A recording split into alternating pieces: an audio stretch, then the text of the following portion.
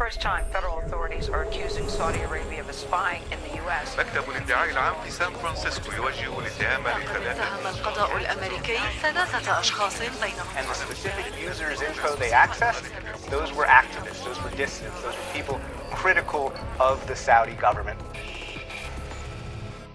Hello, I'm Richard Gizbert, and you're at The Listening Post. Here are some of the media stories we're covering this week. Enemy agents within. A court case in the U.S. threatens to expose the relationship between Twitter and Saudi Arabia.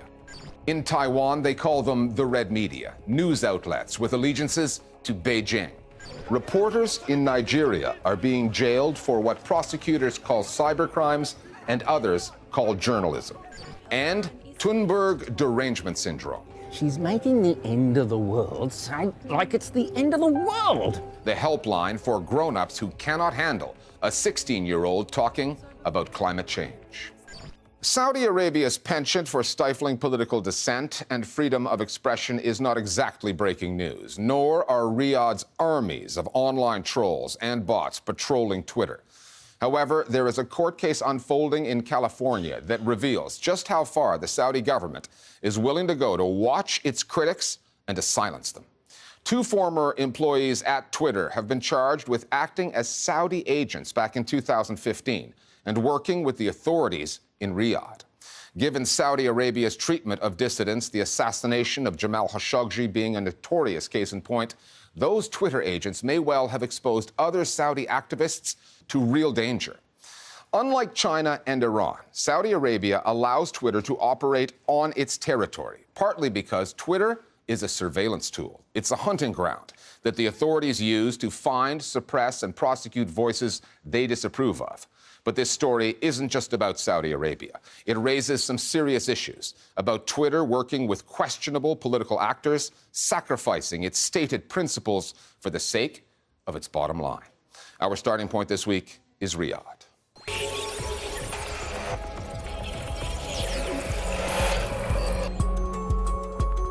Any story about Twitter, Saudi Arabia, and the way the authorities there deal with the platform begs a simple question. Why do the Saudis even bother? They rank near the bottom of the Reporters Without Borders annual Freedom of Expression Index, along with the likes of China and Iran, countries that simply ban Twitter. And it's not as though the Saudis, under Crown Prince Mohammed bin Salman, have been shy about using censorship.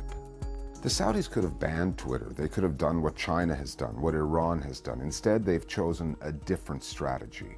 Why? First, he wants to use Twitter as a propaganda machine, and he knows that Saudi Arabia has the highest use of Twitter in the world. The second reason is because he wants to catch people who use social media, and if you ban it, you're not going to find them. So he infiltrates Twitter and catches those people. And finally, Mohammed bin Salman is trying to show that Saudi Arabia is a modern country. If he bans Twitter, he will appear as a dictator. And remember, the outside world is extremely important for his Vision 2030, because part of that vision is to attract global investors. They would not allow Twitter to exist in Saudi Arabia if they could not control it. What this allows the Saudi government to do, rather than censor, is to co-opt and influence the information space. The Saudi government have somehow been able to weaponize Twitter as a platform that allows them to spread their influence and hegemony. Yes, these tools allow for freedom of speech and criticism, but if you want, you can use those tools equally as a method of surveillance and propaganda. The story and recent court case bringing all of this to light goes back to 2015.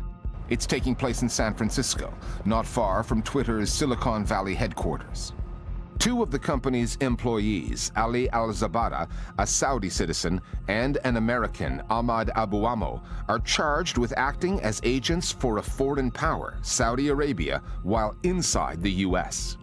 The accused were well positioned to get access to Twitter's internal systems, allowing them to see the email addresses, phone numbers, and IP addresses of Twitter users critical of the Saudi government. By allegedly furnishing the Saudi authorities with that information, they exposed those account holders, ending their anonymity, and according to the charges, putting thousands, including Saudis and Americans, at serious risk. We know the case of Turkey Al-Jasser, who is a local journalist who used to run an influential Twitter account by the name of Kashkul. His identity was revealed by these spies in Twitter, and he's been arrested. There are news that he has been killed under torture. We cannot confirm or deny that. Depending on the internet infrastructure of a country, often the case in the Gulf is that if you know someone's IP address, you can find their physical location. So if you find an anonymous account, for example, that's criticizing the Saudi government, and you have a mole who tells you their IP address, you would be able to send police to the location of that house and arrest people. Doesn't mean you always get the right person, but it's not really relevant, you know, they could arrest the whole family. So that could have been deployed. The regime is strong. It has invested in surveillance technology in order to hack accounts of dissidents and activists, tarnishing their reputation abroad. Mohammed bin Salman is so sensitive to any critical voice who tweets in English because it targets the audiences he wants to win. The disappearance of Turki al-Jasser revealed how the Saudis used Twitter to police within the country and gave birth to the hashtag #TwitterKilled Turki al-Jasser. Omar Abdulaziz, a Saudi activist and satirist living in Canada, is an example of how the Saudi surveillance state extends beyond its borders. Abdulaziz says personal information that Twitter had on him was turned over to Riyadh, then used by operatives to target his computer with state-of-the-art spyware and malware made in Israel. What the information that you can gain from Twitter would allow, whether it's email address, phone number, or IP, is a better way to target those dissidents with spyware. If you have their email, you can do some social engineering, deliver some malware to them via a convincing lie.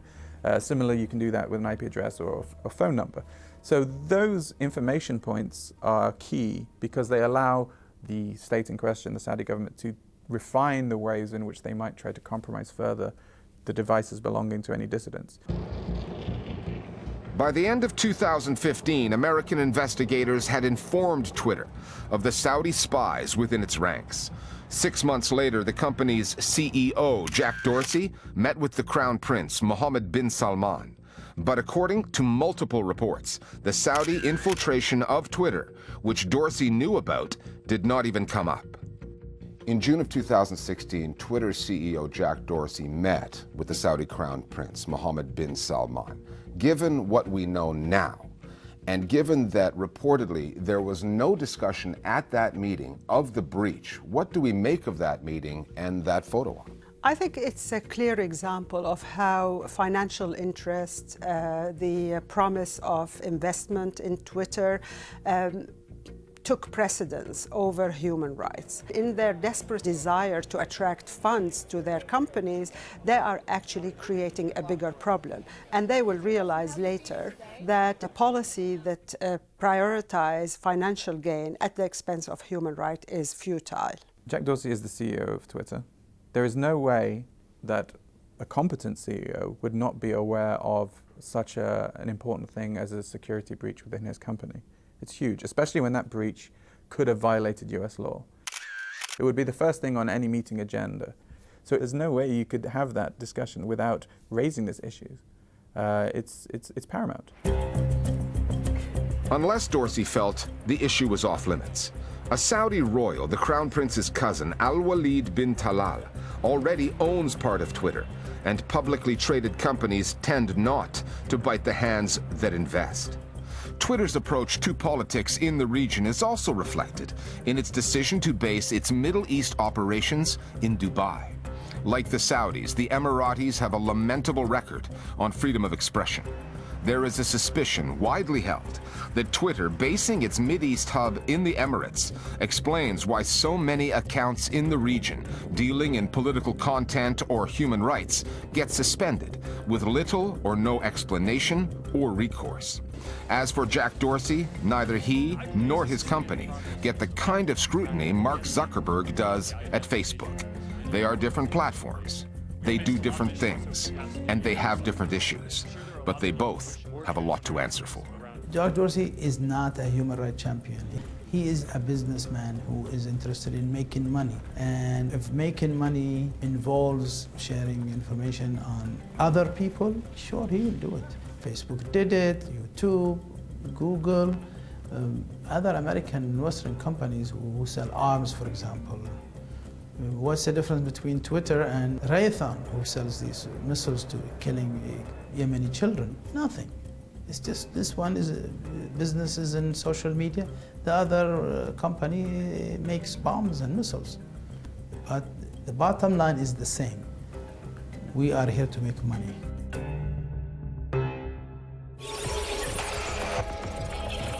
We're looking at other media stories that are on our radar this week with one of our producers, Meenakshi Ravi. Meena, a Nigerian journalist has been jailed in the capital Abuja for 3 months now. There have been calls for his release as well as protests held in his name. Who is he and what's the story behind his case? The journalist's name is Omoyele Sowore, and before we get further into his story, Richard, it's important to note that he ran in the presidential election in February. He did very poorly, less than 1% of the vote, but there are politics at play here. Sowore runs a news website called Sahara Reporters. It's been online for 15 years. And when we first covered this story about a decade ago, he was running it from the relative safety of New York. He broke many stories of state corruption before returning to Nigeria in 2017. Now, since then, he's been openly opposed to President Muhammadu Buhari's government, even helping organize a protest movement called Revolution Now. Sowore has been accused of money laundering, treason, and cyber-stalking President Buhari. Now, that last charge of cyber-stalking includes what most would consider standard journalistic practice, following a public figure's online accounts, reading, sharing, and commenting on related stories. So he remains behind bars, and he's not the only Nigerian journalist in jail right now, is he? No, he's not the only one. There are at least 3 others. And one of the most prominent cases involves Agba Jalingo, publisher of a paper called Cross River Watch. He has also been behind bars since August. He was put there just days after he reported on corruption in his home state. Nigerian media are going through a particularly difficult time right now. There are harsher measures being taken against them, and there's an emerging trend of using the wide-ranging Nigerian Cyber Crimes Act of 2015 to criminalize normal acts of journalism. This is a situation we are going to be following very closely. Okay. Thanks, Meena. For months now, Hong Kong and the mass demonstrations there have been making headlines. But there's another story with some similar elements unfolding just across the South China Sea in Taiwan. There's been a tug-of-war over Taiwan ever since 1949, when the island nation won de facto independence from mainland China. Beijing wants to get Taiwan back, has made diplomatic efforts over the years to do so, even resorting to occasional military threats. And the news media are now a weapon and a flashpoint in this conflict. Earlier this year, thousands of Taiwanese protested against what they call red media, domestic news outlets controlled by pro-Beijing owners and accused of, if not taking their editorial orders directly from the mainland, voluntarily towing the Communist Party's line in exchange for access to the mammoth Chinese market. And there's a lot to play for right now. A presidential election is just a few months away, a showdown between a pro-independence candidate on one side and a pro-Beijing candidate on the other. The Listening Post's Johanna Husnow from Taipei on red media and the battle for hearts, minds, and votes in Taiwan.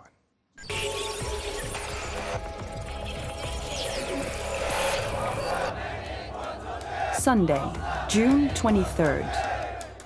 There were torrential rains in Taiwan's capital, Taipei. However, that didn't deter protesters, nearly 100,000 of them, from turning up to demonstrate against what they call red media, or Hongmei in Mandarin. The weather that day was really bad. We were speaking on a stage and we saw people gathering and listening to us. I have to say, as one of the organizers of the protest, I was deeply moved. There were young people standing 2 to 3 hours in the rain because their motherland and the freedom and democracy they so cherish is under threat.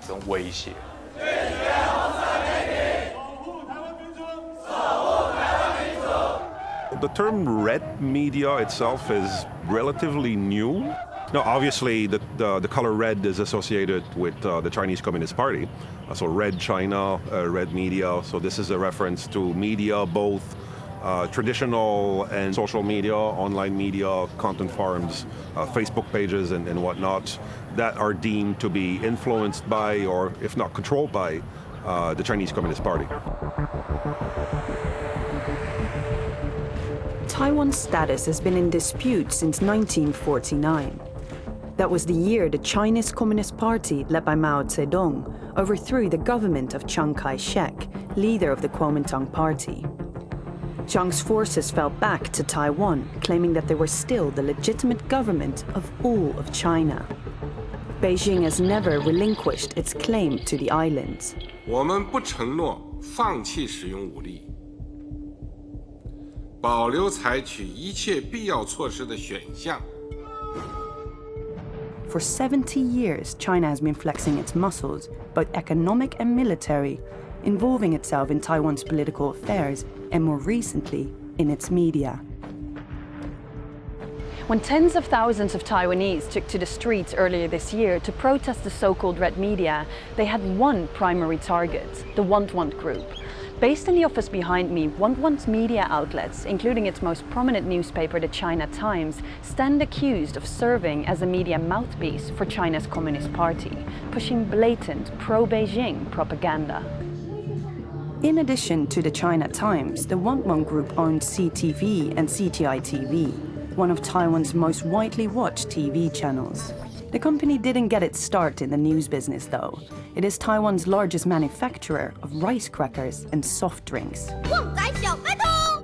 For the company and its chairman Tsai Ing-wen, mainland China is not only a mega market, but one that, according to an analysis of Want's financial statements, has netted them nearly 15.3 billion new Taiwanese dollars in subsidies since 2007. That makes China worth staying on good terms with. The way in which Want pushes Chinese propaganda is infamous, and I'm not just talking about its actions this last year or so. There's a long history to this. The group's chairman, Tsai Ing-wen, took control of the China Times in 2008. The paper began to change dramatically over the following years as it aligned itself with Beijing and its goal of reunification. Investors like Want don't buy Taiwanese companies to generate profits. They use them as political assets in their dealings with Beijing. After Want took over China Times and CTI TV, they started to avoid reporting or were at least downplaying topics that Chinese authorities find sensitive, such as Falun Gong, the Tiananmen Square massacre, the Taiwanese independence movement, of course, and most recently their attitude towards this year's Hong Kong protests. Even more telling are the stories Want's media outlets do cover and how they report them. For instance, Beijing and its approach to reunification. 而如今习近平的谈话同样是对台方针的揭示，却是软硬兼施，要牢牢掌握主动权跟主导权。 Want's coverage in the run-up to Taiwan's presidential election in January next year has also caught the attention of anti-red media campaigners. The incumbent president, Tsai Ing-wen, supports independence. Beijing has thrown its weight behind her opponent, Han Kuo-yu, who is more China-friendly. And across Want's outlets, it's Han Kuo-yu who gets the lion's share of coverage. A study by Taiwan's National Communications Commission reported that in May this year, CTI TV gave 70% of its airtime to Han.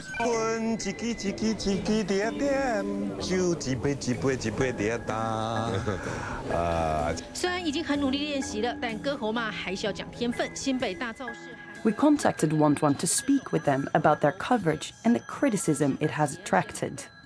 So we've been emailing and calling back and forth with the Want group for a few weeks now, and we thought that we were pretty close to locking down an interview, but just now my producer Joyce here got a call from the president of the China Times. What exactly did he say?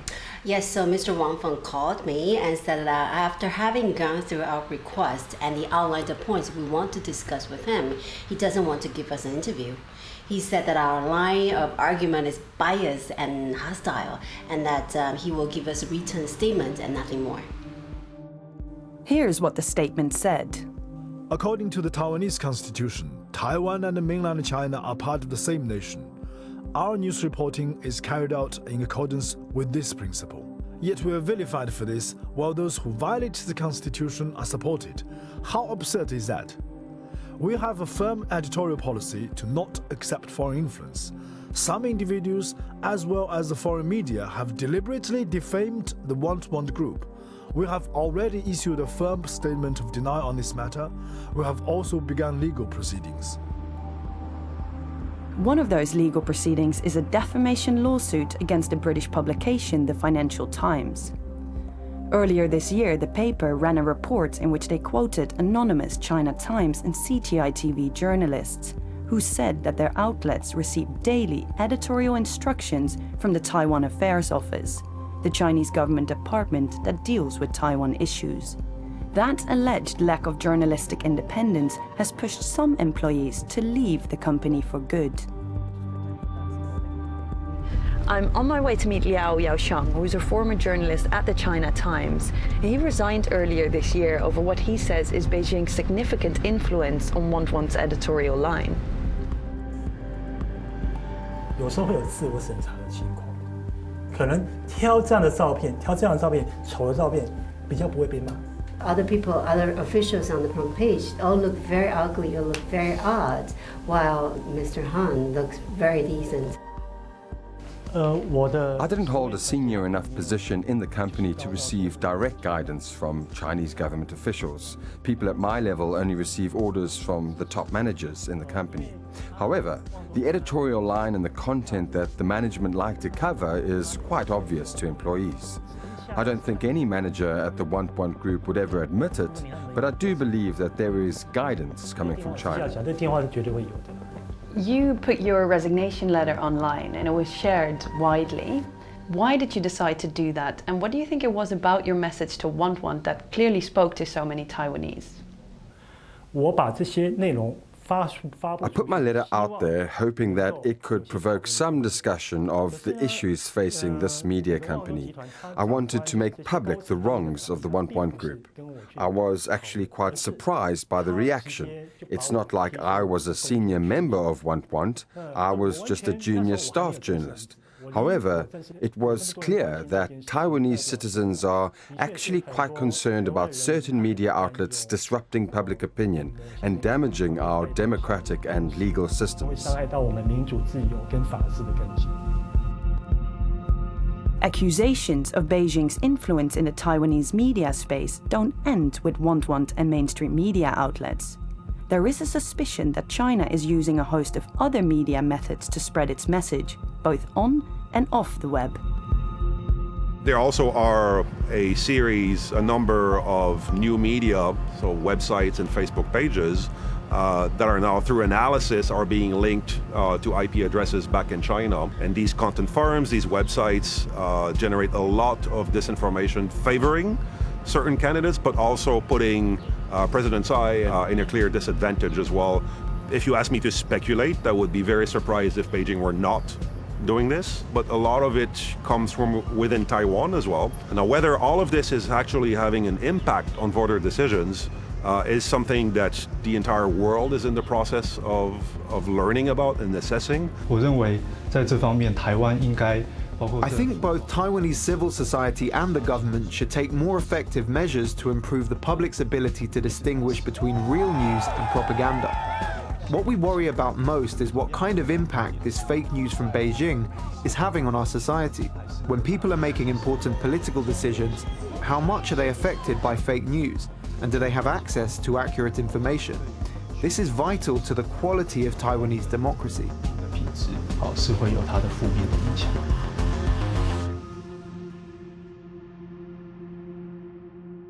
Finally, an anger management video produced for those who struggle to deal with the Greta Thunberg phenomenon. Thunberg, as anyone who hasn't spent the past year underground mining fossil fuels would know, is a 16-year-old climate change activist from Sweden. She's responsible for those school climate strikes that involved millions of students in dozens of countries and has since spoken at a UN climate change conference. Now, Thunberg attracts a lot of criticism, a lot of anger, particularly from people of my generation addicted to fossil fuels. The Australian broadcaster ABC produced the following video, tongue firmly in cheek, on a Greta Thunberg helpline for adults inexplicably angry at a child, grown-ups who refuse, even for the sake of the planet, to do as they're told. We'll see you next time here at the Listening Post. Hello, you've called the Greta Thunberg helpline. If you're a grown adult who needs to yell at a child for some reason, the Greta Thunberg helpline is here to tolerate you. She's making the end of the world sound like it's the end of the world. This whole charade's gone too far. Now I see she's speaking in front of a mock UN. So that was the real UN. So before you go full caps lock in an article comment section, let our expert counsellors assess your situation. Yeah, but if she's so concerned about renewable energy, how come she doesn't wear one of those baseball caps with the solar panels and the fan on the front? It's okay. We understand that children acting like adults can make adults act like children. Well, I don't know why she gets to fist bump Obama when I've never gotten to. Have you considered launching your own significant global movement? But it's so much easier to on someone else's. We shouldn't be listening to a child. We should be listening to an expert. Oh, right. Well, do you want me to put you through to an expert?